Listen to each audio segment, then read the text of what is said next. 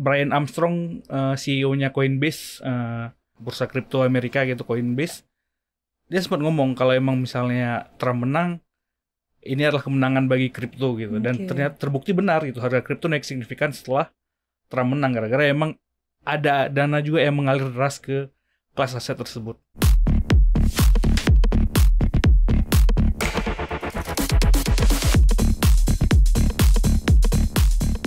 Halo, Anda menyaksikan Cuap-Cuap Cuan bersama saya Andi Syalini. Kali ini Anda menyaksikan segmen Paham, makin Cuan. Nah, di segmen Paham kali ini saya tidak sendiri. Saya sudah ditemani oleh editor market CNBC Indonesia, ada Mas Ferry Sandria. Halo Mas Ferry, apa kabarnya? Halo, baik. Mas Sasa gimana? Aku juga baik, tapi kayaknya tidak baik-baik saja pada IHSG dan juga rupiah ya Mas Ferry ya. Beberapa hari tadi tuh kayaknya lesu gitu ya.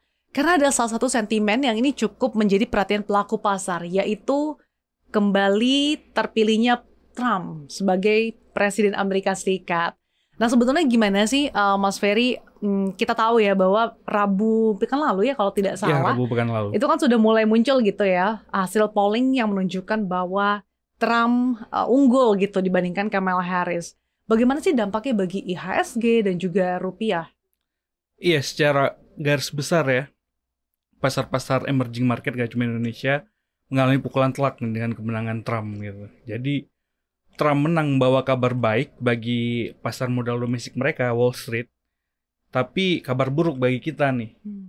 Jadi aliran modal dana asing ini keluar nih dari kita, dari negara-negara emerging market yang lainnya gitu, balik lagi tuh mereka ke sana, ke Amerika, gara-gara mereka yakin di bawah kepemimpinan Trump, Wall Street, saham-saham di Amerika itu bakal naik signifikan. Tentunya gara-gara berbagai arah kebijakan Donald Trump gitu yang udah kebaca sama investor gitu. Kemungkinan dia bakal relaksasi terhadap korporasi-korporasi di sana, ada pemotongan pajak, kasih insentif dan lain-lainnya, sehingga emang growth-nya diharapkan tinggi dan bisa menopang saham-saham domestik di Amerika Serikat sendiri. Jadi investor banyak yang melihat Trump menang, ayo kita balik ke Amerika Serikat, sehingga memang Wall Street-nya naik, tapi bursa saham lainnya turun. Selain itu emang selain berpindah ya, misalnya dari pasar Indonesia, dari kita ke Amerika, ternyata beberapa dana itu pindah kelas aset nih. Kalau ini kan sama-sama beresiko nih saham itu. Ada satu kelas aset yang sangat-sangat diuntungkan nih dengan kemenangan Trump. Jadi Trump memang sudah lama vokal ya soal kripto gitu, dan juga didukung oleh banyak orang-orang kripto di belakang dia. Memang kripto bros ini mendukung banget nih Trump. Jadi ada Brian Armstrong, CEO-nya Coinbase, bursa kripto Amerika gitu, Coinbase, dia sempat ngomong kalau emang misalnya Trump menang, ini adalah kemenangan bagi kripto gitu. Dan ternyata terbukti benar gitu, harga kripto naik signifikan setelah Trump menang, gara-gara emang ada dana juga yang mengalir deras ke kelas aset tersebut. Di awal tadi Mas Ferry sempat mention terkait dengan arah kebijakan Trump. Kita kenal dengan proteksionisme dan juga American First gitu ya.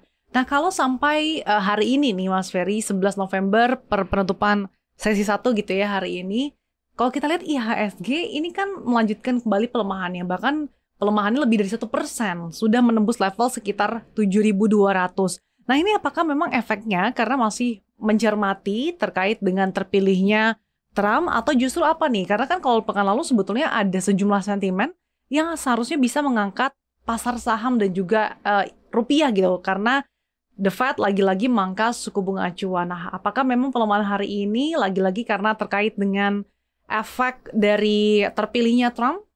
Iya, untuk hari ini sepertinya masih sama ya, efeknya gara-gara dana asing yang keluar. Jadi pekan lalu itu dana asing yang keluar dari pasar saham di seluruh pasar itu 4,5 triliun. Kalau di pasar reguler itu 4,7 triliun, dan itu signifikan. Sejak Trump terpilih sampai akhir perdagangan minggu lalu, secara konsisten tuh ya, di bursa dalam negeri kita, pasar modal kita, asing selalu net sell gitu.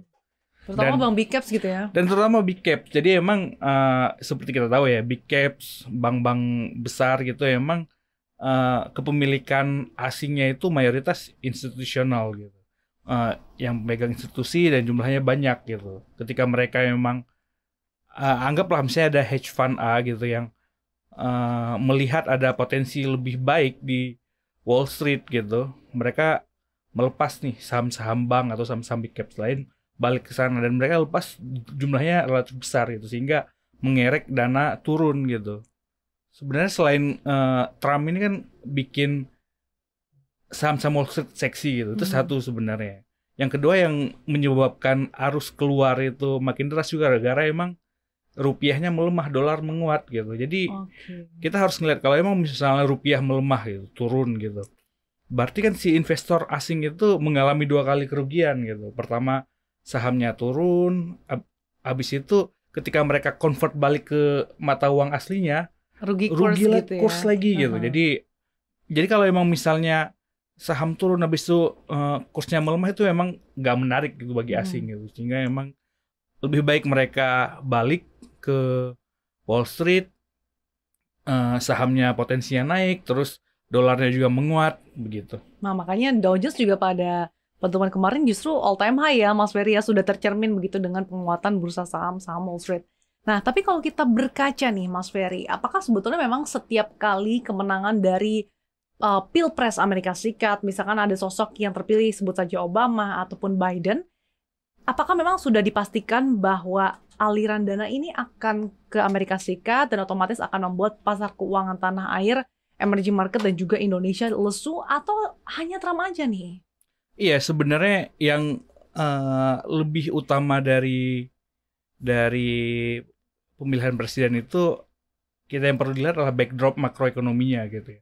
Kondisi makroekonomi ketika presiden tersebut dipilih. Misalnya ketika Obama gitu 2028 pertama terpilih itu kan memang backdrop makronya yang paling utama itu krisis properti ya di sana gitu, yang krisis KPR gitu. Saat itu emang tidak terlalu banyak berpengaruh ke kita gara-gara emang kondisi pasar kita yang exposure KPR itu kita masih kuat gitu. Ditambah lagi dengan adanya pada saat yang sama itu lagi komoditi boom gitu, harga batu bara lagi naik gila-gilaan gara-gara permintaan tinggi dari Cina gitu. Cina yang lagi hyper growth, kita dapat kebagian, jadi oke aja. 2020 misalnya ketika Joe Biden makro backdropnya kan COVID ya, jadi COVID menjadi yang perhatian utama sehingga si bank sentral sejumlah negara menurunkan suku bunga sampai serendah-rendahnya supaya mengerek ekonomi, dan jadinya emang pasar saham juga mengalami kenaikan gara-gara banyak insentif-insentif yang diberikan gitu. Nah, untuk Donald Trump sendiri sebenarnya makro backdrop sekarang ini penurunan suku bunga yang diharapkan memang bisa menambah stimulus di ekonomi yang orang ngelihat ekonomi Amerika atau ekonomi global ya udah relatif stagnan, yang pertumbuhannya itu nggak kenceng lagi gitu. Tapi yang memang spesial dari Trump ini memang vokal orangnya gitu, beda sama yang presiden yang lain yang mungkin misalnya ikut aturan semua. Kalau Trump nggak, Trump suka hati dia. Jadi dia emang kadang kebijakan itu keluar dari Twitter, sekarang X ya, dari media sosial gitu. Jadi apapun yang dia inginkan, ya udah dia ngomong di media sosial gitu, dan itu menggerakkan pasar. Jadi Trump itu kan salah satu orang paling kuat lah ya, powerful di dunia gitu, gara-gara dia pemimpin Amerika. Jadi apapun yang dia omongin sama dia ya pasti akan mempengaruhi ya. Iya, akan mempengaruhi, akan menggerakkan pasar gitu. Dia ngomong dia suka A gitu. Kalau emang ada perusahaan emiten publik yang produksi A, pasti bakal naik sahamnya. Oke. Saya baru aja nih ngecek nih Mas Ferry di RTI dalam sepekan tuh ternyata IHSG udah loyo bahkan hingga 3,65%. Nah, apakah memang hal ini tuh gara-gara sebelumnya pelaku pasar sudah price in kalau Trump ini akan terpilih menjadi presiden Amerika Serikat? Sebetulnya ekspektasi pasar seperti apa sih? Pasar sebenarnya tidak ada ekspektasi khusus ya. Jadi sebelum hari pemilihan umum sendiri di Amerika, peluang menang antara Trump sama Kamala itu relatif sama gitu. Jadi maksudnya yang di swing state itu, di 7 swing state itu semuanya masih yang too close to call ya. Jadi nggak ada yang favorit banget gitu, masih bisa jatuh ke tangan Trump, masih bisa jatuh ke tangan Kamala. Cuman memang ketika di hari pemilu itu langsung berubah. Jadi yang pertama itu North Carolina, terus habis itu Georgia, dan ketika Pennsylvania diumumkan jatuh ke tangan Trump, berarti udah nggak ada lagi nih peluang Kamala menang. Trump udah dipastikan menang. Mulai tuh turunnya signifikan. Jadi dari mulai hari Rabu, Kamis, Jumat sampai hari ini HSI kita masih merah. Oke. Jadi memang karena lagi-lagi faktor utamanya karena pelaku pasar tuh mencermati kira-kira kalau Trump terpilih ini arah kebijakan ke depan seperti apa. Apalagi kita tahu bahwa Trump ini memang cukup keras begitu ya terkait dengan bagaimana melindungi negaranya dari barang-barang dari China. Ini gimana sih Mas dampaknya? Karena kita tahu juga bahwa salah satu kebijakan yang akan diterapkan oleh Trump adalah menerapkan selain pemotongan pajak korporasi, kemudian juga meningkatkan tarif impor dari China 60% dan negara-negara lainnya 20%. Nah, ini Anda melihatnya seperti apa? Iya, terkait hal itu memang kondisi ini kurang ideal ya terhadap apa namanya perdagangan global sebenarnya. Jadi memang ada beberapa mekanisme sebenarnya buat proteksionisme gitu. Jadi sebenarnya di era Biden juga mereka memproteksi diri, tapi caranya dengan berbeda gitu. Jadi mereka memberikan subsidi, memberikan insentif yang besar itu, misalnya kepada perusahaan EV, perusahaan ramah lingkungan gitu. Jadi mereka seperti apa namanya kayak kebun, jadi mereka nanamnya dari dalam negeri. Jadi insentif yang dikasih itu di dalam. Jadi memperkuat domestiknya ya, gitu ya? memperkuat domestiknya. Jadi domestiknya ditambah gitu supaya dikasih banyak diskon, dikasih banyak vitamin supaya mereka kuat gitu. Kalau Trump memang nggak terlalu suka yang hal tersebut. Trump ngomong sendiri kalau dia emang tarif man. Jadi misalnya dia juga nggak suka boykot. Jadi misalnya kemungkinan dia nggak bakal ngeboykot, ngasih sanksi gitu. Dia juga nggak suka. Dia memang suka banget ngasih tarif gitu. Jadi kayak ya udah perdagangan itu diberikan tarif aja gitu. Lu boleh masuk ke negara gue tapi ini ada angkanya baru boleh mesarin gitu. Dan itu cukup jadi beban ya bagi negara-negara Asia, utamanya yang memang partner dagang besar gitu, khususnya Cina. Cina emang yang nomor satu yang bakal terkena.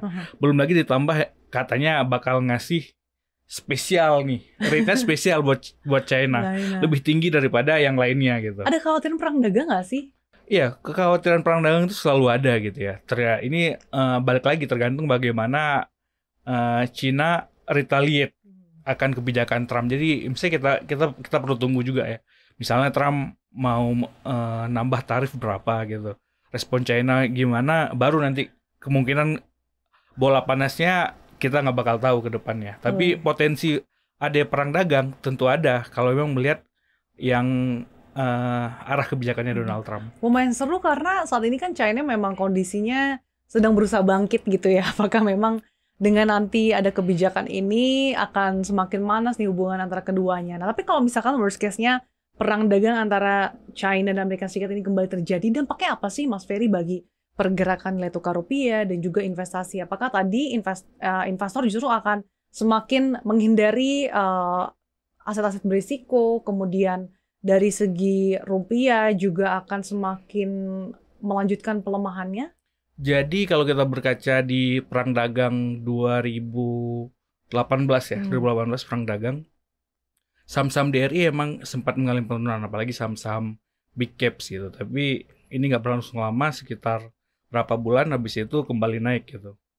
Yang kita harapkan sebenarnya kalau emang misalnya sebenarnya perang dagang itu nggak bagi kita nggak melulu ngasih hal negatif ya. Oh, nggak selamanya buruk artinya ya? Nggak, bukannya selamanya buruk ya, gimana misalnya kita maksudnya bisa dapet berkah juga yang nggak terduga dari. Di setiap ada tantangan ada peluangnya. Ada peluang gitu. Ya. Jadi emang kita harapkan kalau emang misalnya terjadi perang dagang, kalau bisa itu yang awalnya disuplai sama China yang sekarang nggak bisa lagi masuk ke perang dagang, harapannya tuh bisa ke Indonesia. Jadi investasinya masuk ke Indonesia, bisa ada perusahaan yang padat modal yang bisa menyerap pekerja gitu. Harapannya seperti itu ya.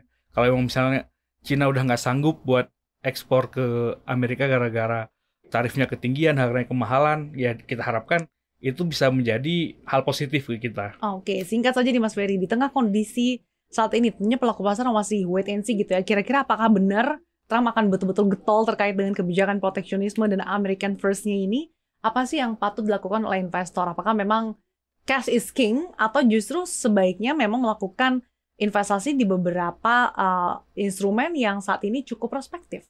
Iya, kalau emang misalnya bagi investor, khususnya investor pasar modal, sebenarnya kalau dari kinerja sendiri, kondisi yang di bawah Trump tidak terlalu berpengaruh. Maksudnya ya bank tetap bekerja sebagaimana biasanya, tetap menyalurkan kredit, tetap menerima dana pihak ketiga gitu mungkin. Tapi mungkin dari pergerakan harga sahamnya mungkin tidak akan seatraktif kalau memang misalnya kebijakan American First-nya Trump tuh nggak ada gitu.